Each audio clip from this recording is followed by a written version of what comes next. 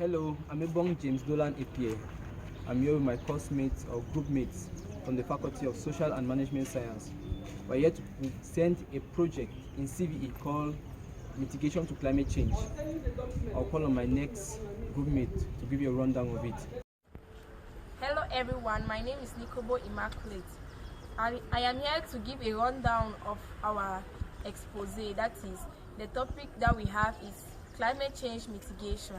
Under that, we'll be giving the definition of mitigation, the definition of climate change, the causes of climate change, the strategies to remedy climate change, the structural and the non-structural measures to remedy climate change mitigation, and the international approach, and also we'll be giving the measures used by developing countries to mitigate climate change.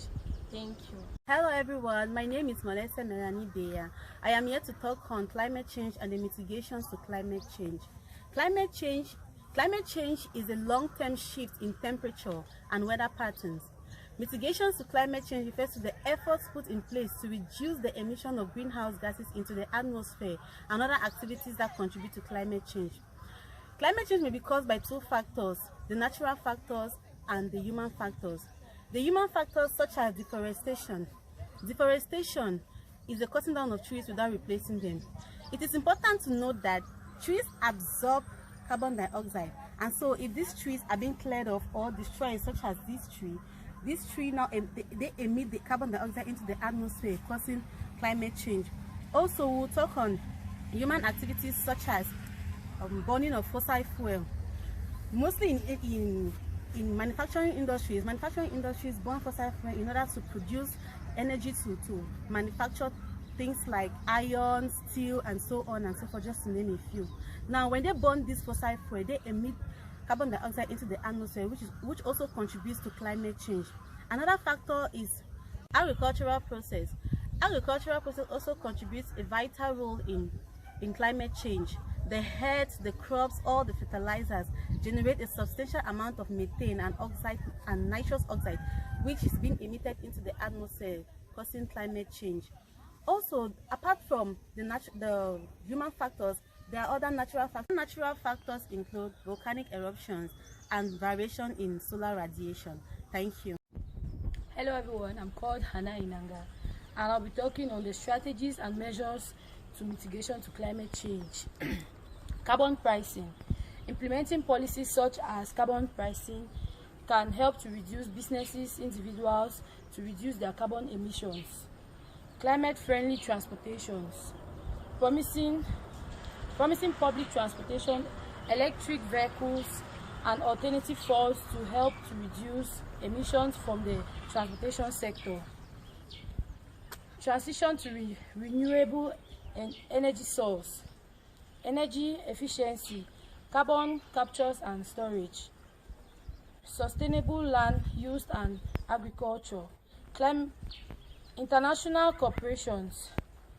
Collaborating with other countries to set and achieve global emissions reduce targets can help to reduce climate change and a large scale adoption strategies. Thank you. Hello everyone, my name is Nikobo Immaculate. I'll be taking the subtopic structural and non-structural measures to mitigate climate change. The structural measures to mitigate climate change involves the physical infrastructural system, while the non-structural measure to mitigate climate change involves the behavioral or societal changes in climate. Hello everyone, I'm called Oka Kamaloranti.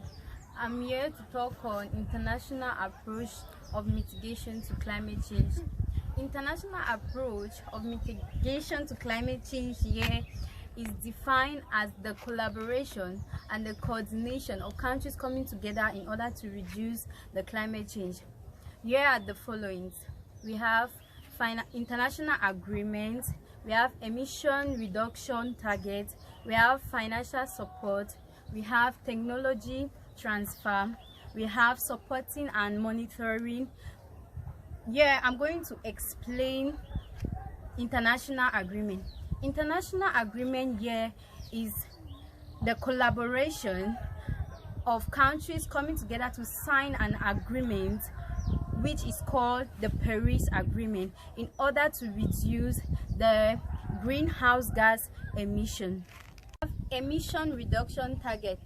Emission reduction target, countries specified on the target point in order to reduce the rate of greenhouse emission through the use of policy measures.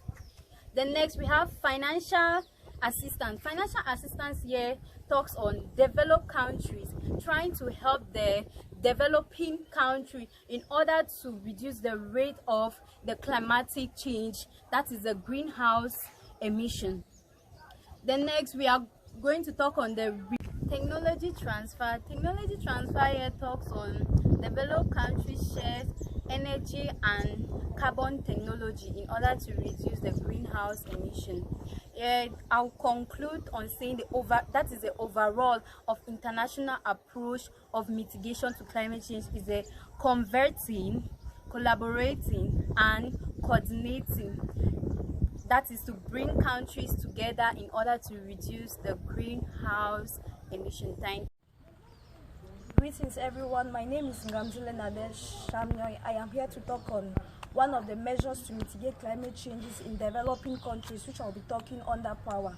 As countries experience industrialization and economic development, the demand for power has grown, which therefore gives developing countries the opportunity to build entirely new power system.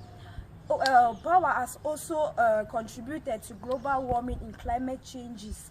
Thank you. Hello everyone, I'm called Frederick. I'm here to talk about measures to mitigate climate change in developing countries. I'll emphasize on the industries. Most industries in developing countries pollute the environment in various ways, which affects the climate and destroys our ozone layer. I'll take an example of a developing country, which is Cameroon, and explain all these examples of pollution. I'll start by air pollution. Air pollution in Cameroon is largely caused by the burning of wood and other biomass for cooking, as well as the open burning of waste and industry and vehicle emission. Secondly, I'll talk about water pollution. Water pollution is the main type of pollution we suffer in Cameroon, which is caused by industries.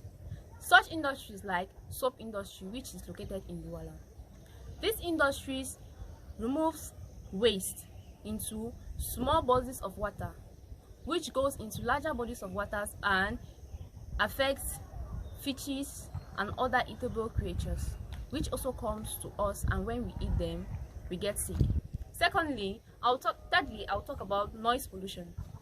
The most damaging source of noise pollution in our industry are machinery, construction and vehicle. Other type of pollution are land pollution, thermal pollution. Developing countries have the opportunity to reduce costs of environment and construct non-polluting power system. Thank you. Greetings everyone, my name is Mbengbetti Cynthia and I'm here to talk about one of the measures to mitigate climate change in developing countries, and I'll be specific on the measures of building.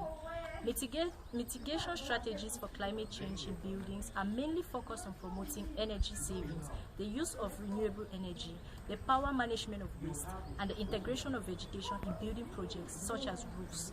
And now I'm going to explain these points briefly. Talking about promoting energy, I mean turning off the lights after usage and when leaving the room, unplugging appliances when they are not used. For renewable energy, these are energies that are produced from sources like the sun, the wind, that are naturally replenished and do not run out. While for the proper management of waste, we use the hierarchical, which is the reduce, the reuse, and the recycle, which classifies waste management strategies according to their desirability in terms of waste minimization. And finally, for integration of vegetation, it enhances its visual appeal and provides numerous environmental benefits, which may include the eviction of heat and the improvement of air quality. Thank you. Hello everyone, my name is Manka Melissa and I'll be talking on some measures related to agriculture to help mitigate climate change in developing countries. The first measure I'll be talking on is sustainable land management. Developed countries should promote sustainable agricultural practices that minimize soil erosion, enhance soil fertility, and improve water management.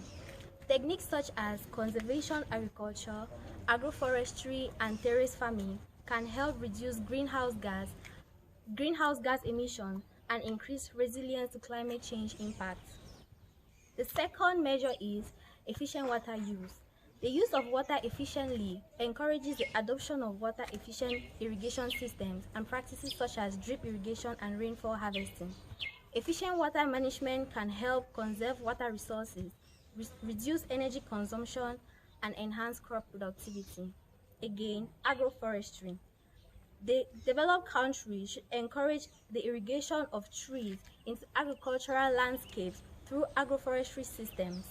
Agroforestry not only holds carbon dioxide but also provides additional income streams, improves soil health, and enhances biodiversity. Other points are livestock management, climate resilient crop varieties, farmer education and extension services, low carbon dioxide farming practices.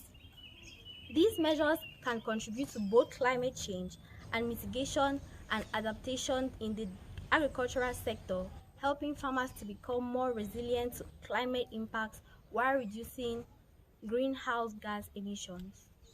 Thank you. To conclude with the measures to mitigate climate change in developing countries, we'll talk about transportation. Not yet entirely dependent upon massive road-based transportation infrastructures, developing countries have the opportunity to design efficient, low-cost, high-volume transportation systems to serve cities and industrial centers, and to use policy incentives to discourage personal automobile ownership and construct high-quality public transport systems. Thank you. Measures stipulated by my group mates are being put in place, and effectively it will help in the massive mitigation of climate change. Thank you.